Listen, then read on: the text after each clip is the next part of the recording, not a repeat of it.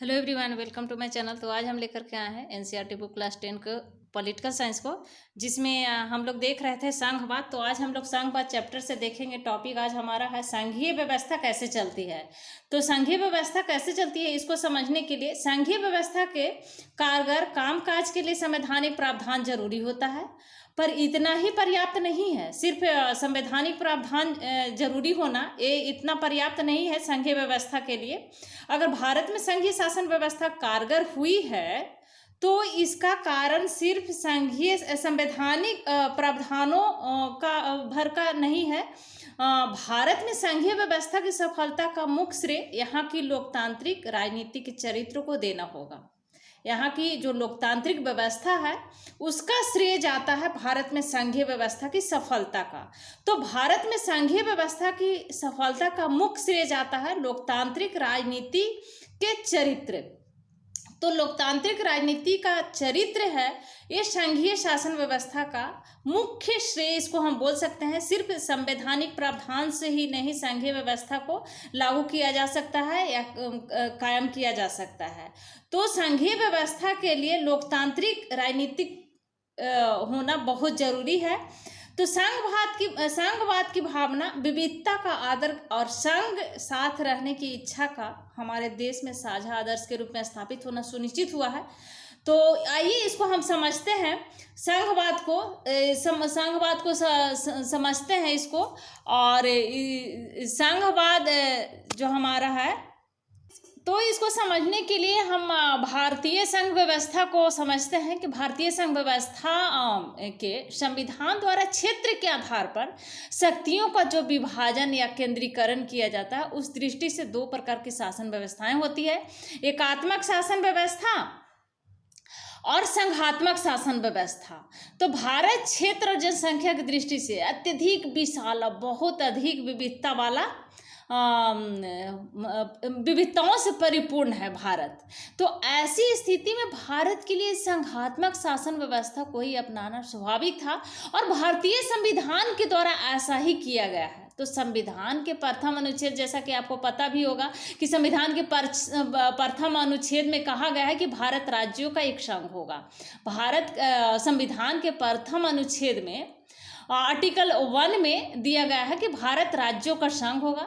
लेकिन संविधान निर्माता संघीय शासन को अपनाते हुए भी भारतीय संघ व्यवस्था की दुर्बलताओं को दूर रखने के लिए उत्सुक थे और इस कारण भारत की संघीय शासन में एकात्मक शासन के कुछ लक्षणों को अपना लिया गया है हमारे संविधान में। तो वास्तव में भारतीय संघ व्यवस्था में संघीय शासन के लक्षण प्रमुख रूप से और एकात्मक शासन के लक्षण गौण रूप से विद्यमान है हमारे भारतीय संघ व्यवस्था में।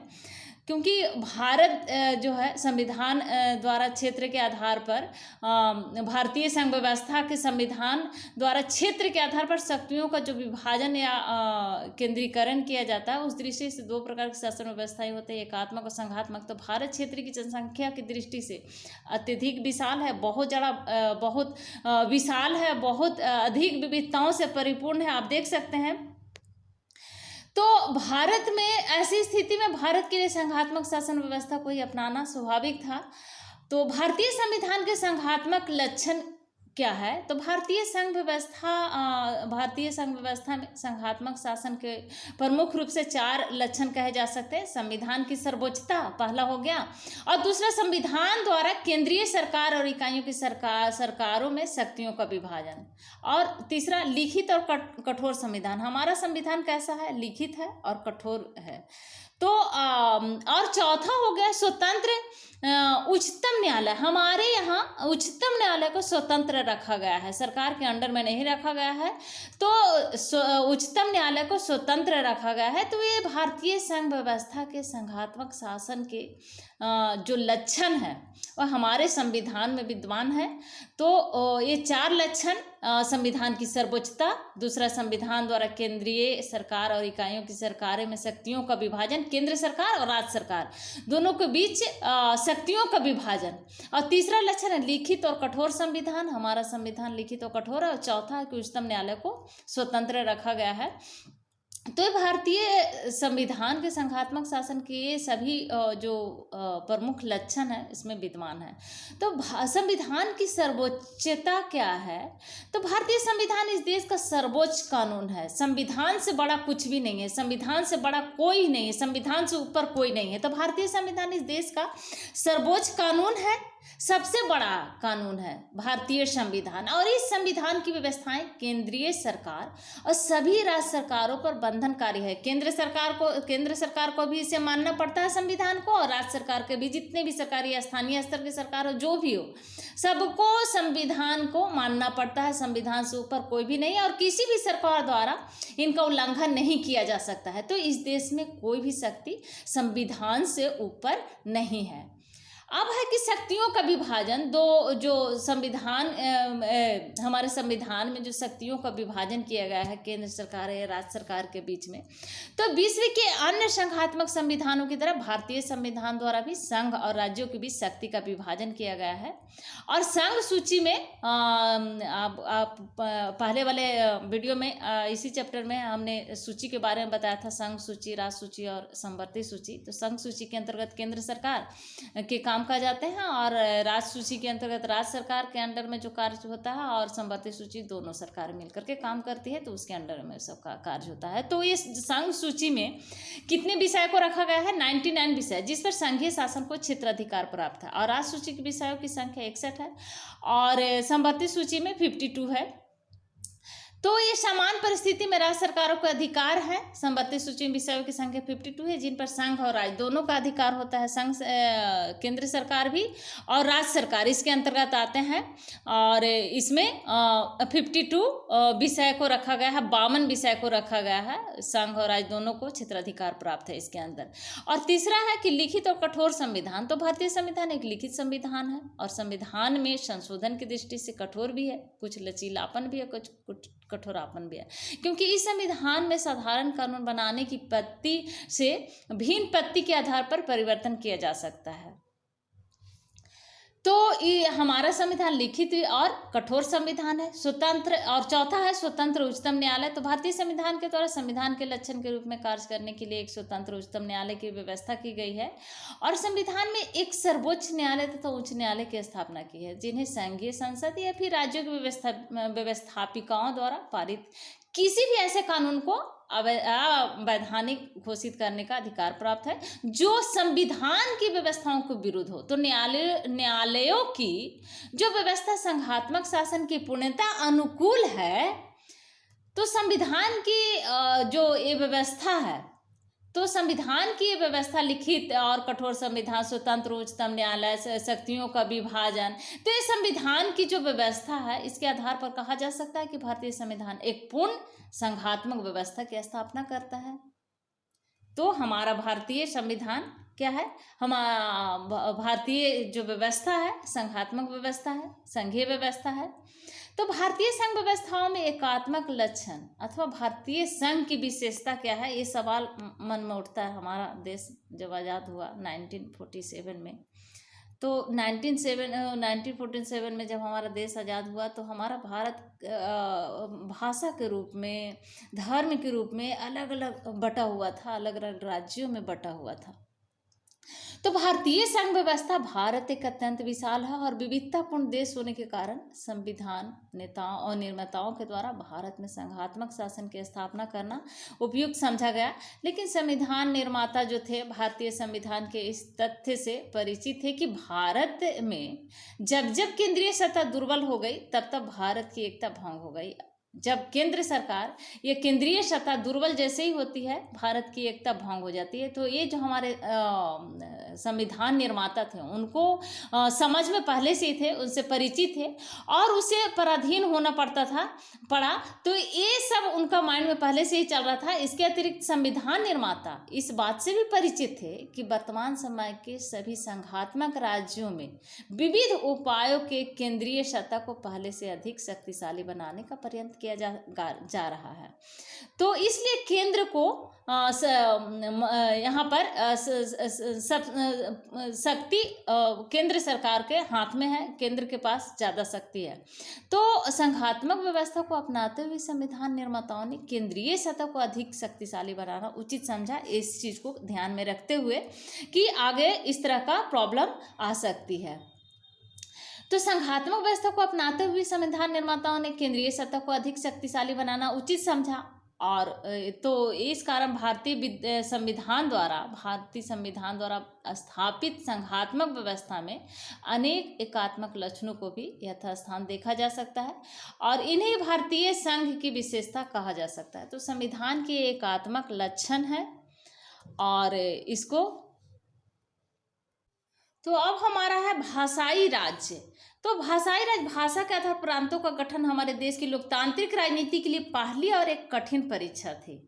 तो भारत ने 1947 में लोकतंत्र की राह पर अपनी जीवन यात्रा शुरू की।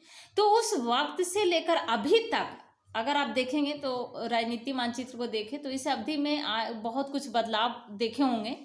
तो ये बदलाव जो है अपने पुराने प्रांत, कई ऐसे बदलाव हुए कि अपने जो कितने प्रांत, कई एक प्रांत ऐसे हैं कि जो अपने पुराने प्रांत गायब हो गए उनके, और कई नए प्रांत बनाए गए, कई प्रांतों की सीमाएं, क्षेत्र और नाम बदल दिए गए। तो नए राज्यों को बनाने के लिए 1950 के दशक में भारत के कई पुराने राज्यों की सीमाएं बदली। ऐसा यह सुनिश्चित करने के लिए किया गया कि एक भाषा बोलने वाले लोग एक राज्य में आ जाए, इसलिए इस तरह की व्यवस्था की गई थी। और इसके बाद कुछ अन्य राज्यों का गठन भाषा के आधार पर नहीं बल्कि संस्कृति, भूगोल अथवा जातीयता की विविधता को रेखांकित करने और उन्हें आदर देने के लिए भी किया गया। तो इसमें नागालैंड और उत्तराखंड और झारखंड जैसे राज्य शामिल है, जिसको संस्कृति, इसको राज्य, इस तरह का राज्य का गठन किया गया। और इसका एग्जाम्पल है नागालैंड, उत्तराखंड और झारखंड। तो जब एक भाषा के आधार पर राज्यों के गठन की बात उठी तो कई राष्ट्रीय नेताओं को डर था कि इससे देश टूट जाएगा।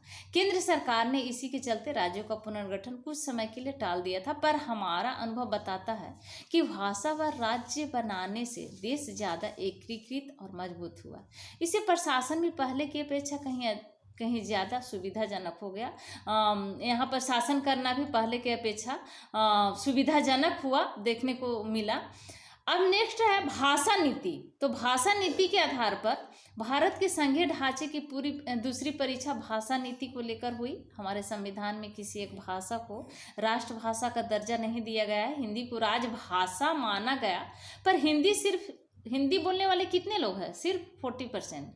तो 40% लोग ही भारतीय जो है मातृभाषा है हिंदी, और इसलिए अन्य भाषाओं के संरक्षण के अनेक दूसरे उपाय किए गए। तो संविधान के हिंदी के अलावा अन्य 21 भाषा को अनुसूचित भाषा का दर्जा दिया गया है। तो 21 और हिंदी मिलाकर के टोटल 22 भाषा को अनुसूचित भाषा का दर्जा दिया गया है। केंद्र सरकार के किसी पद का उम्मीदवार इनमें से किसी भी भाषा में परीक्षा दे सकते हैं, बशर्ते कि उम्मीदवार इसको विकल्प के रूप में चुने। राज्यों की अपनी राजभाषाएं हैं, राज्यों का अपना अधिकांश काम अपनी भाषा में ही होती है, तो आप विकल्प के रूप में अपनी भाषा को चुन सकते हैं, और क्षेत्रीय जो आपका लैंग्वेज है उसमें आप परीक्षा। अब नेक्स्ट टॉपिक है हमारा केंद्र राज्य संबंध। तो केंद्र और राज्य के बीच का संबंध कैसा है? तो केंद्र राज्य संबंधों में लगातार आए बदलाव का यह उदाहरण बताता है कि व्यवहार में संघवाद किस तरह मजबूत हुआ। सत्ता की साझेदारी की संवैधानिक व्यवस्था वास्तविक में कैसा रूप लेगी, यह ज़्यादातर इस बात पर निर्भर करता है कि शासक दल और नेता किस तरह इस व्यवस्था को अनुसरण करते हैं, किस तरह इस व्यवस्था को चला पाते हैं, किस तरह इस व्यवस्था को सुनिश्चित कर पाते हैं। तो इस पर डिपेंड करेगा, इस बात पर निर्भर करेगा। तो यहाँ एक ही पार्टी का केंद्र और अधिकांश राज्यों में शासन रहा। इसका व्यवहारिक मतलब यह हुआ कि राज्य सरकारों ने स्वायत्त संघीय इकाई के रूप में अपने अधिकारों का प्रयोग नहीं किया।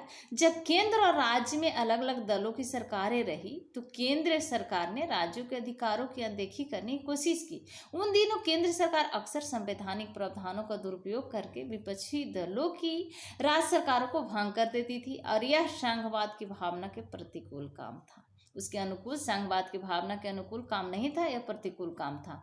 तो 1990 के बाद यह स्थिति काफी बदल गई। इस अवधि में देश के अनेक राज्यों में क्षेत्रीय दलों का उदय हुआ, कई राज्यों में क्षेत्रीय दल का उदय हुआ। तो यही दौर केंद्र में गठबंधन सरकार की शुरुआत का भी था। क्योंकि किसी एक दल को लोकसभा में स्पष्ट बहुमत नहीं मिला, इसलिए प्रमुख राष्ट्रीय पार्टियों को क्षेत्रीय दलों समेत अनेक पार्टियों का गठबंधन बनाकर सरकार बनानी पड़ी। तो इसे सत्ता में साझेदारी और राज्य सरकारों की स्वायत्तता का आदर करने की नई संस्कृति पनपी। इस प्रवृत्ति को सुप्रीम कोर्ट के एक बड़े फैसले से भी बल मिला। तो इस फैसले के कारण राज्य सरकार को मनमाने ढंग से भंग करना केंद्र सरकार के लिए मुश्किल हो गया, और इस प्रकार आज संघीय व्यवस्था के तहत सत्ता की साझेदारी संविधान लागू होने के तत्काल बाद वाले दौर की तुलना में ज्यादा प्रभावी है। तो भारतीय संघ व्यवस्था में भारतीय संविधान द्वारा संघ और राज्यों के बीच शक्ति विभाजन तो किया गया, लेकिन शक्ति विभाजन की इस संपूर्ण योजना में केंद्रीकरण की प्रवृत्ति बहुत अधिक प्रबल है। और इस शक्ति विभाजन का रूप है केंद्रीय सूची में 99 विषय, राज्य सूची में 61 विषय और समवर्ती सूची में 51 विषय। तो समवर्ती सूची के विषयों पर संघ और राज्य, जैसा कि पहले हम बताए, संघ सरकार और राज्य सरकार दोनों काम करती है, इस पे दोनों मिलकर के एक साथ काम करती है। तो समवर्ती सूची में दोनों, जैसा कि हम पहले बताया कि राज्य सरकार और केंद्र सरकार दोनों मिलकर के इस पे कानून का निर्माण करने की शक्ति दोनों को प्राप्त है। लेकिन इन दोनों द्वारा निर्मित कानून में पारस्परिक विरोध की स्थिति में संघीय सरकार के कानून ही मान्य होते हैं। तो इस प्रकार संघीय सरकार को राज्य सरकारों की तुलना में बहुत अधिक शक्तियां प्राप्त है। और इसके अतिरिक्त सुरक्षा, जल, थल और वायु शक्ति, रेलवे, मुद्रा और विदेशिक संबंध आदि सभी महत्वपूर्ण विषय अकेली संघीय सरकार के अधिकार क्षेत्र में आता है। और कनाडा के संघ की तरह अवशेष शक्तियां भी केंद्रीय सरकार को ही प्राप्त है।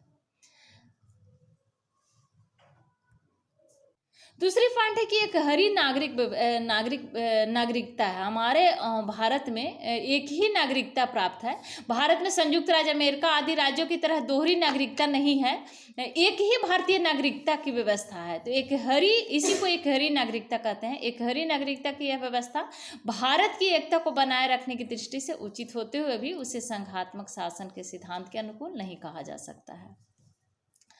अब सवाल है कि संघ और राज्यों के लिए एक ही संविधान, तो संघ और राज्य के लिए भी एक ही संविधान का निर्माण किया गया है, एक ही संविधान को मान्य होते हैं, संघ को भी और राज्य को भी। तो यहाँ पर चाहे वो राज्य सरकार हो, केंद्र सरकार हो, सबके लिए एक ही संविधान है और एक ही संविधान को मानने पड़ते हैं। हमारे भारतीय संविधान में इसके अलावा एकीकृत न्याय व्यवस्था है। भारतीय संघ में अमेरिका या ऑस्ट्रेलिया के संघ की तरह दोहरी न्याय व्यवस्था का प्रबंध करने के स्थान पर न्यायपालिका को बहुत अधिक सीमा तक एकीकृत कर दिया गया है। राज्यों को उच्च न्यायालय, सर्वोच्च न्यायालय की ही शाखाएं हैं और सर्वोच्च न्यायालय को उन उच्च न्यायालयों पर व्यापक क्षेत्राधिकार प्रदान किया गया है। और उच्च न्यायालयों का निर्माण तथा गठन संघीय सत्ता के द्वारा ही किया गया है। तो दिल्ली स्थित सर्वोच्च न्यायालय देश की संपूर्ण न्याय व्यवस्था के शिखर पर स्थित है। और यह केवल एक संघीय न्यायालय ही नहीं बल्कि सर्वोच्च अपीलीय न्यायालय है। इसको हम सर्वोच्च अपीलीय न्यायालय कह सकते हैं, सिर्फ संघीय न्यायालय नहीं कह सकते इसको सर्वोच्च अपीलीय न्यायालय कह सकते हैं। अब नेक्स्ट टॉपिक है भारत की भाषाई विविधता। तो भारत की कितनी भाषाएं हैं, इसका जवाब तो इस बात पर निर्भर करता है कि आप भाषाओं की गिनती किस तरह करते हैं। तो इस बारे में अधिकृत नवीनतम सूचना 2011 की जनगणना के आंकड़ों में हासिल होती है। और इस जनगणना में लोगों ने 1300 से ज़्यादा अलग अलग भाषाओं को अपनी मातृभाषा के रूप में दर्ज कराया था। तो इस भाषाओं को कुछ प्रमुख भाषा के साथ समूहबद्ध कर दिया जाता है, जैसे भोजपुरी, मगही, बुंदेलखंडी, छत्तीसगढ़ी, राजस्थानी। और ऐसी ही दूसरी भाषाओं को हिंदी के अंदर जोड़ दिया गया है। और ऐसी समूहबद्धता के बाद भी जनगणना में 121 प्रमुख भाषाएं पाई गई है। इसमें से 22 भाषाओं को भारतीय संविधान के 8वीं अनुसूची में रखा गया, 8वीं अनुसूची में 22 भाषा को। तो और इसी कारण इन्हें अनुसूचित भाषाएं कहा जाता है, बाकी को गैर अनुसूचित भाषा कहते हैं। भाषा के हिसाब से भारत दुनिया का संभवतः सबसे ज्यादा विविधता वाला देश है, सबसे ज्यादा विविधता वाला। भारत की अनुसूचित भाषाएं यहाँ पर दिया गया है, आप इसको देख सकते हैं। असमिया, बांग्ला, बोडो, डोगरी, गुजराती, हिंदी बोलने वाले 43.63% हैं। कन्नड़, कश्मीरी, कोंकणी, मैथिली, मलयालम, मणिपुरी, मराठी, नेपाली, उड़िया, पंजाबी, संस्कृत, संथाली, सिंधी, तमिल, तेलुगु, उर्दू।